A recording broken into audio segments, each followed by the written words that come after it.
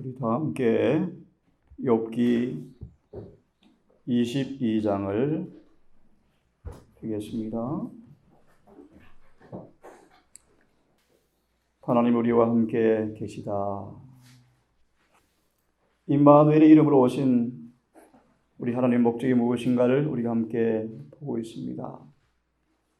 하나님의 영광을 아는 빛을 우리에게 빛으로 왔다라고 말씀을 드렸습니다. 죄로 어두워진 세상에 영광이 아는 빛을 통하여 치료하는 의의 광선을 통하여 우리를 죄에서 구원하기 위해서 임마누엘로 오셨다고 말씀을 하셨습니다. 이 아침은 우리 1장을 좀 자세히 공부하면서 할 텐데요. 하나님을 아는 지식이 얼마나 중요한지, 얼마나 기묘한지, 얼마나 최고의 과학인지, 가장 근본적인 본질인지 한번 생각을 좀 해보려고 합니다. 우리 말씀을 보기 전에 정말 우리가 하나님을 아는 지식 가운데서 어떤 변화를 받고 있는지, 정말 그분 아는 지식 가운데서 구원의 경험이 이루어져 가고 있는지 한번 생각해 보려고 합니다. 욥기 22장 폈으면 21절을 보려고 합니다.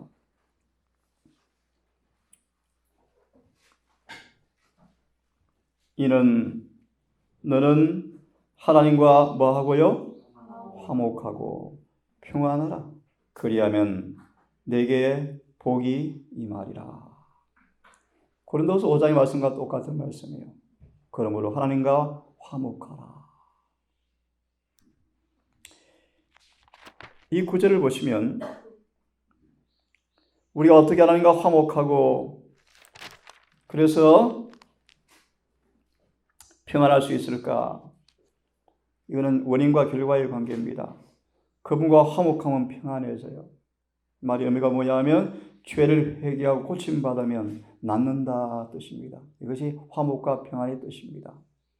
한번 보면 이 구절의 주석에 그렇게 되어 있죠. 최고의 교육이 뭔가? 인간의 마음이 하나님의 마음과 교제하고 유한한 자가 무한하신 분과 교제할 때 몸과 마음과 영혼에 임하는 결과는 청량할 수가 없다. 그 샘플이 바로 사도 요한이었죠. 사도 요한의 참된 성화는 그분과 오랜 교제의 결과였다. 왜 하나님께서 이 땅에 임마누엘로 오셨습니까? 그분 영광의 아는 빛을 통하여 우리를 치료하여서 그분과 뭐 하려고요? 화목하고 평안을 주고 싶어서. 다시 반복합니다. 화목이란 말의 의미가 뭔가? 하나님 우리 사이의 모든 죄가 회개되어지고 사라지고 죄가 고침받을 때 율법이 은혜와 봉함되어질 때 평안이 온다는 것입니다. 인간의 마음과 그분의 마음이 교제하고 무한하신 자와 우리가 교제할 때 몸과 영혼과 마음에 임하는 결과가 무엇인가 청량할 수가 없다. 사도 요한은 승화의 최고의 은혜를 누린 사람이었죠. 이와 같은 교제에 최고의 교육이 있다. 이것이 교육의 목적이죠. 교육의 목적. 교육이란 말과 동의어가 뭐라고요? 구속이다. 우리는 구속받고 있는가? 우리는 참으로 교육받고 있는가? 이것이 개발시키는 하나님 자신의 방법이다. 너무너무 중요해요. 시골 생활의 가장 중요한 목적이 무엇입니까? 하나님을 깊이 교제하는 장소입니다. 심지어 이 에녹은 이따금 가끔 도시에 나가 전도하지만 많은 시간을 뭐 했답니까? 그분과 은밀한 교제를 즐겼대요. 예수님도 그러했지만 우리 에녹은 사람들 앞에 나갈 때마다 사람들을 뭘 느꼈답니까? 교제한 하나님의 흔적이 에녹에게서 반사되었답니다. 우리 이런 모습 우리 소망하시면서 이곳 시간 우리 모두도 그런 경험을 하기를 간절히 바랍니다. 그러므로 너희는 하나님과 뭐하라? 화목하라 라는 것이 하나님께서 인류에게 보내시는 기별이다. 뭐가 기별이라고요? 하나님과 화목하라.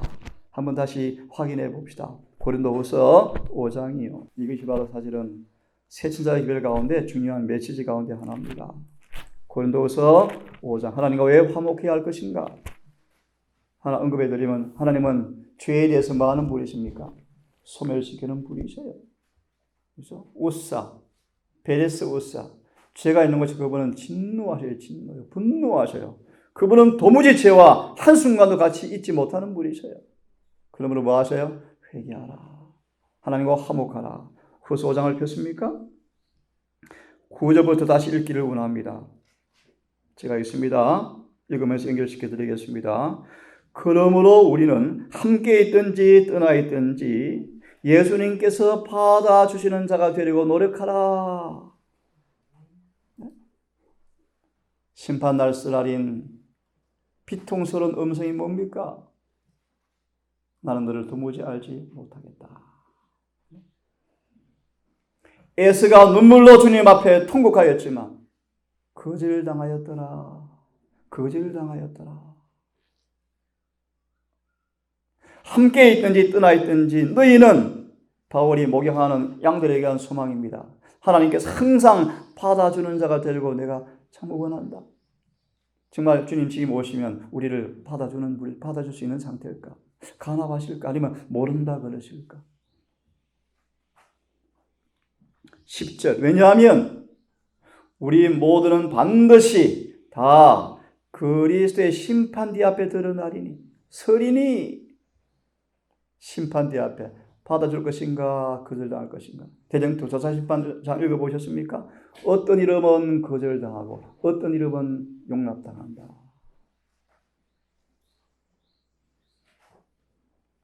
(10절에) 이로써 각 사람이 좋은 것이든 나쁜 것이든 자신이 행한 것에 따라 몸에 이루어진 것을 그대로 받으리라.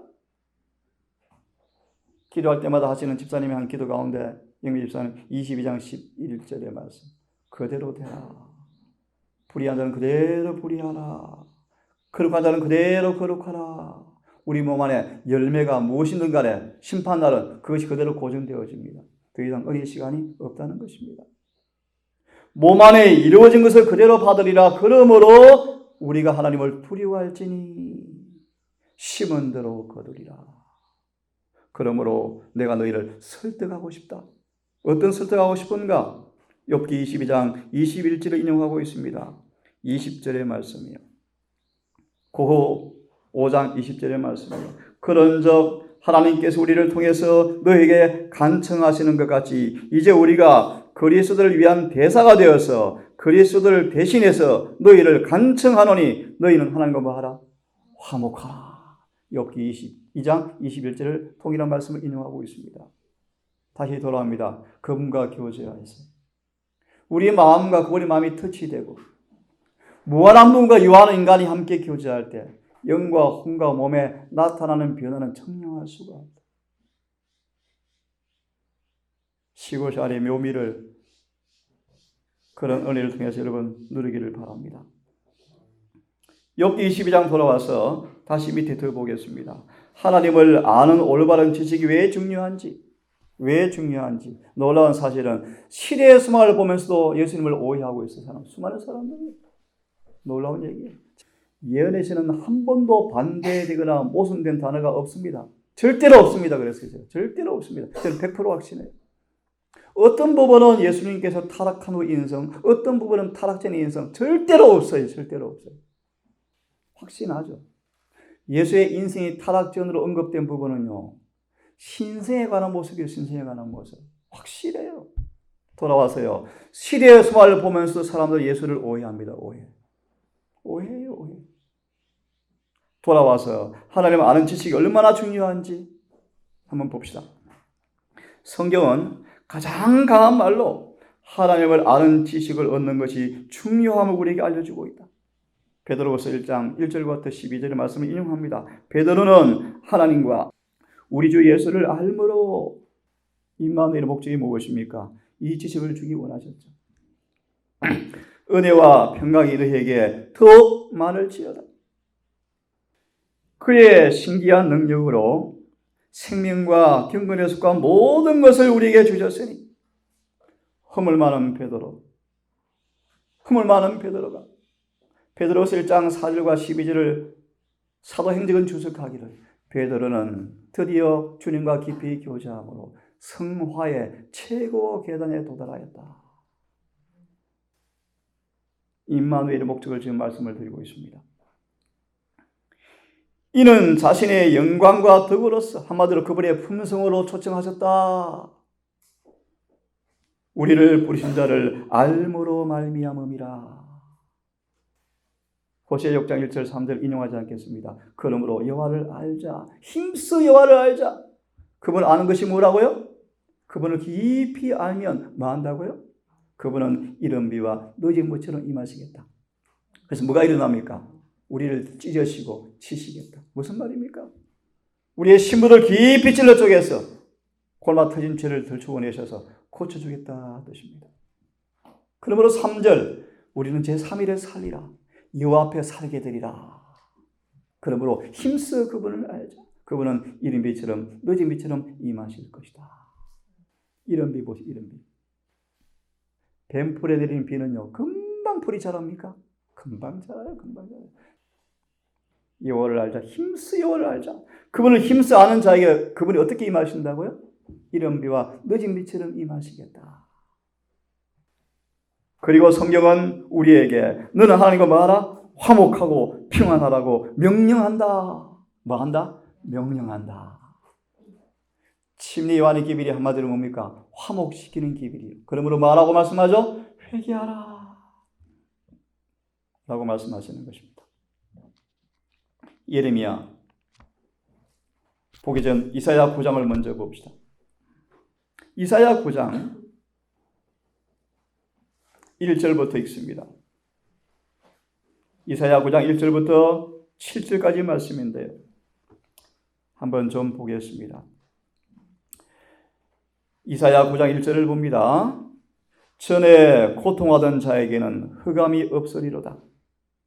옛적에는 여호와께서 스불론 땅과 납달리 땅으로 멸시를 당케 하셨더니 후에는 해변 길과 요단 저편의 이방 갈릴리를 영화롭게 하셨느니라. 한마디로 뭐냐 하면요, 하나님을 아는 지식이 없어서 마귀가 마음껏 지배해서 고통과 재앙으로 가득 차던 그 땅에 예수께서 임마누엘 하심으로 그분을 아는 지식이 그 땅에서 공개되어짐으로 가장 영화로운 땅이 되었다. 그런 뜻이에요.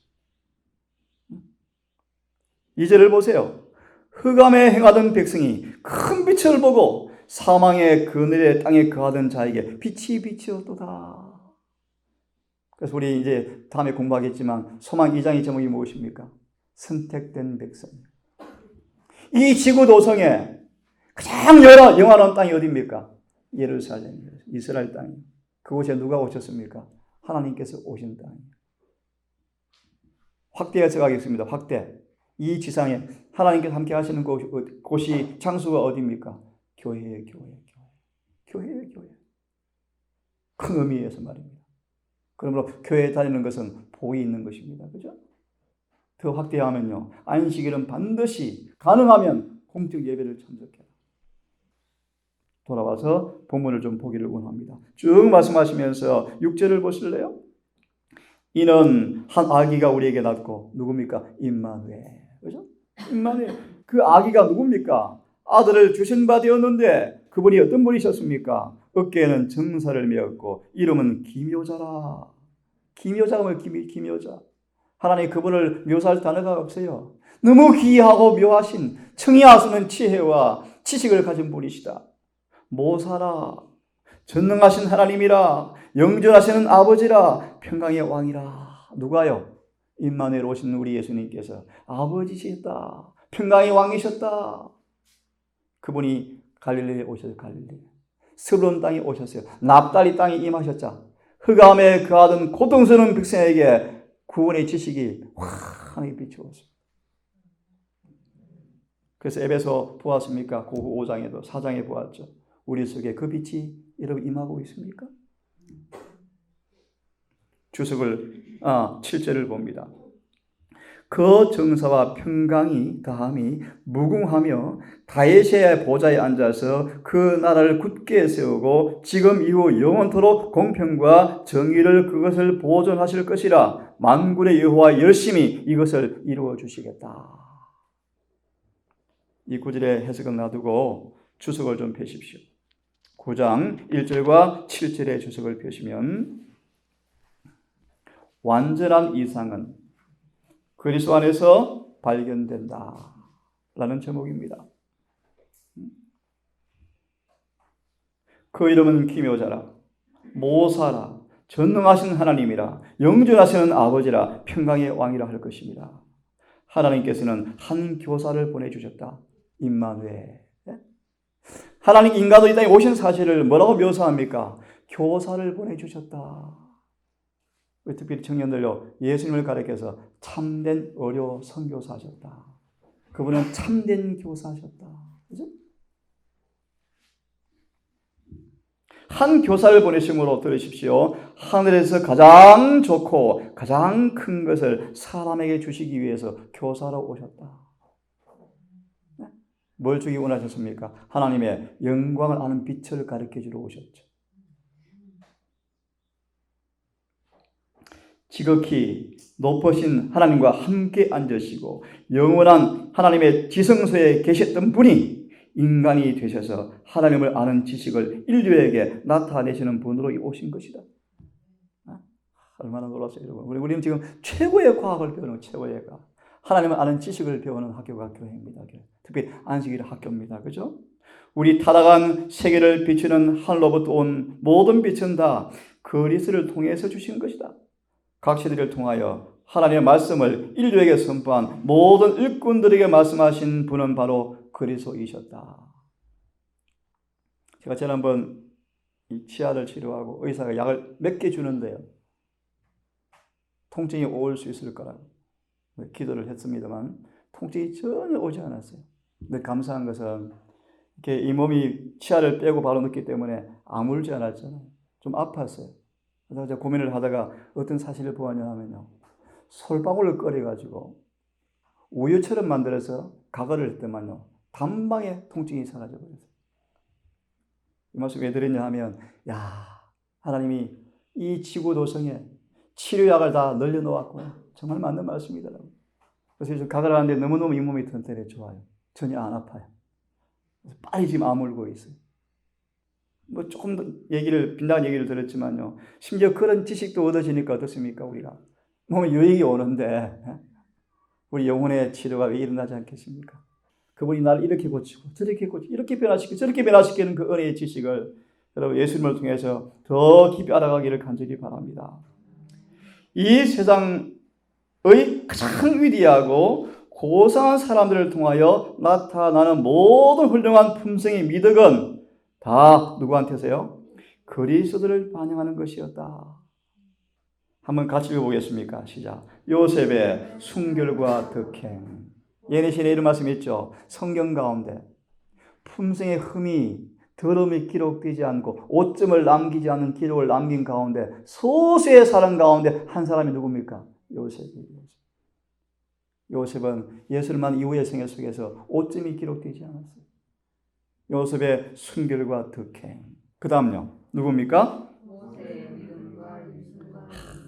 모세, 유수남, 온내. 모세, 뭡니까? 온유, 유수남. 어떻게 개발되었습니까? 40년간 사립학교 입학을 시켜서 스님한테 배웠죠? 온유해졌습니다. 얼마나 오지했습니까, 여러분? 40년간 참습니다. 얼마나 놀랍습니까, 모세? 그 다음요. 누구죠? 그래서 어떤 면에서 확고부동합니까? 부름받은 다음 뒤로 돌아봅니까? 안 돌아봐요. 평생을 봉사하다가 지병으로 죽는 순간까지 그분은 에리사는 뭐합니까? 확고부동하게 죽어요. 다 누구한테 얻은 선물이죠? 원칙에 단호하죠. 원칙에 철저하죠. 다니엘 세 친구가 왕의 식탁에 어떻게 했대요? 앉지도 않았습니다. 읽어보시죠. 왜 그랬을까요? 그 자리는 우상 숭배의 자리였대요. 기도하고 먹을 것이고 그 모든 음식을 그들이 신에게 바치고 먹는 행위가 있기 때문에 다니엘은 같이 앉지도 않았대요. 그 다음 누굽니까? 다니엘의 고결함과 견고함. 다니엘의 이런 품성은 언제 거의 개발되었답니까? 어린 시절 부모 밑에서. 그 다음 누굽니까? 치료봉사에만 나온 걸로 기억되어 있습니다. 인간 가운데 바울만큼 열심히 일꾼이 없었대요. 바울의 열심의 배경이 무엇입니까? 십자가의 십자가. 그 다음 누굽니까? 그리고 이런 사람들을 비롯하여 일찍이 세상에 생존했던 모든 사람에게 나타난 지적, 영적 능력은 모두 그리스도의 영광으로부터 나오는 빗줄기들 뿐이었다. 제가 가끔 어떤 기사를 보는데요. 하나님이 피곤과 지친 인간에게 노동의 그 수고를 경감해 주기 위해서 지혜를 주어서 기계를 발달시키셨대요. 아담아, 종신터로 그 모든 토지를 갈아엎어야 땀을 흘려야 산다. 그건 저주가 아니었습니다. 나아가서 그런 수고를 경감해 주기 위해서 주님께서 뭐 주셨답니까? 기계를 개발할 수 있도록 지혜를 주었다.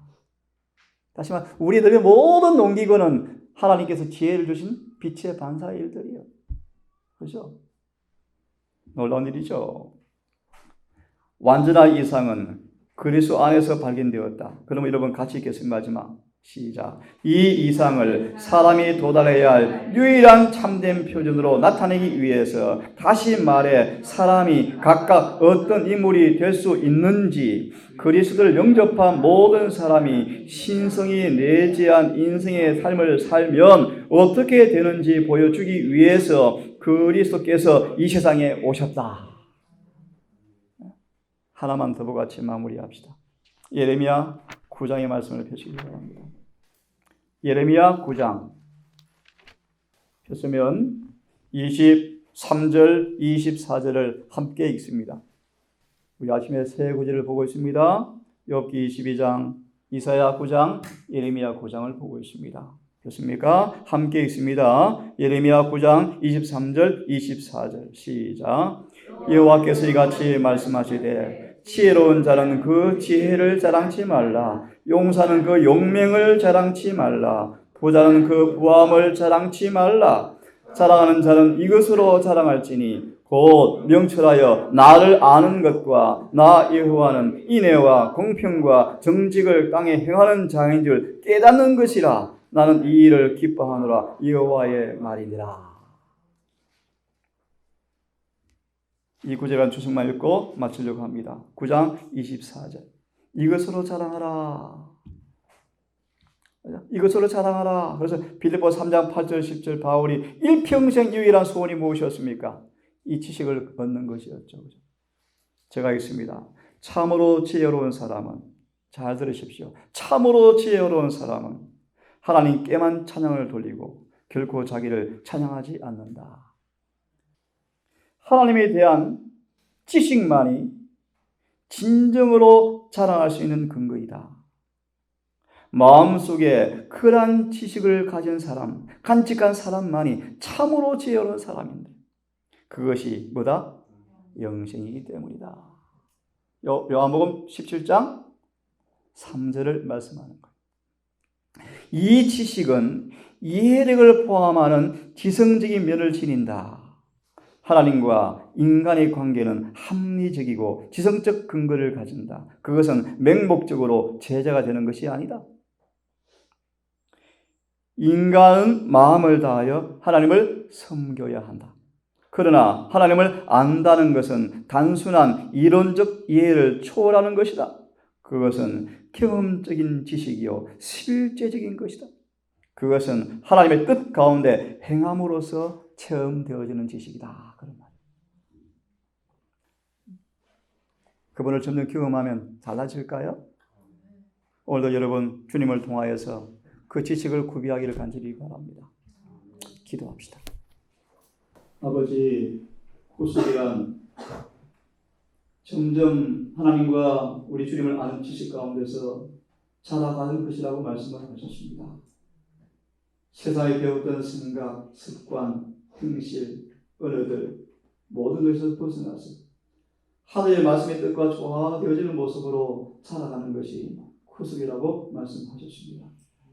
아버지 지식의 과학을 주님 안에 공개되었고 우리 주님을 친숙하게 교제하고 마음과 마음이 터치하고 경험 속에서 실천되어질 때 이 놀라운 지식이 우리 안에 머물게 되어지고 이 지식은 우리를 가장 고상하게 거룩하게 표현화시키는 지식으로 드러난다고 말씀하신 아버지, 오늘 그 지식을 갖기 원하오니 매사에 에녹처럼 이것이 주의 길인가? 라는 묻는 것이 우리의 습관되게 하시고, 그러므로 한날 삶 속에 우리 주님처럼 내가 산 것이 아니라 아버지께서 내 안에 살았던 고백처럼 오늘 우리가 내가 사는 것이 아니라 우리 안에 성령을 통해서 아버지와 아들이 사는 경험의 간증이 하루 삶 속에서 이루어지기를 소망합니다.